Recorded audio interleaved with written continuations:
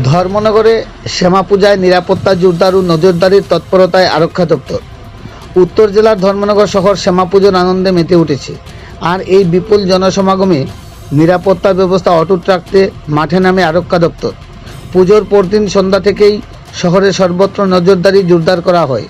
উত্তর জেলার police super Abinash রায়, অতিরিক্ত পুলিশ সুপার কমল দেব বর্মা, ধর্মনগর মহকুমার পুলিশ আধিকারিক জয়ন্ত কর্মকার ও থানার অফিসার ইনচার্জ মীনা দেব বর্মার নেতৃত্বে বিশাল পুলিশ বাহিনী পায়ে হেঁটে শহরের বিভিন্ন এলাকায় পরিক্রমা করেন। এরা শহরের গুরুত্বপূর্ণ মোড়, পূজা মণ্ডপ ও জনবহুল এলাকাগুলিতে পরিস্থিতি পর্যবেক্ষণ করেন।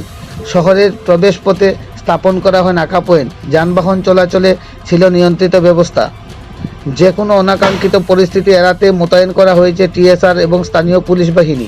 পুলিশ সুপার অবিনাশ রায় জানান, দর্শনার্থীদের নিরাপত্তা রক্ষা করাই আমাদের কর্তব্য। এবারকার শ্যামা পুজো যাতে শান্তিপূর্ণ ও নির্ভয়ে সম্পন্ন হয় সে লক্ষ্যেই আরক্ষা দপ্তর সর্বোচ্চ সতর্কতা অবলম্বন করেছে। ধর্মনগর থেকে নিজস্ব প্রতিনিধি রিপোর্ট, শ্যামলী ত্রিপুরা। सबसे पहले फिर से नॉर्थ त्रिपुरा पुलिस की तरफ से काली पूजा की हार्दिक शुभेच्छा।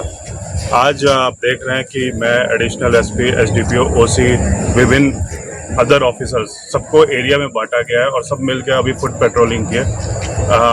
अभी लोग अच्छे से हर्षोल्लास से मना रहे हैं। सारा चीज़ law and order situation peaceful है और ये ऐसा ही रहेगा। लोग हैं, अभी भी भीड़ है, लेकिन पुलिस हर जगह नज़र रखे हुई है और सब कुछ पीसफुल है। हैप्पी काली।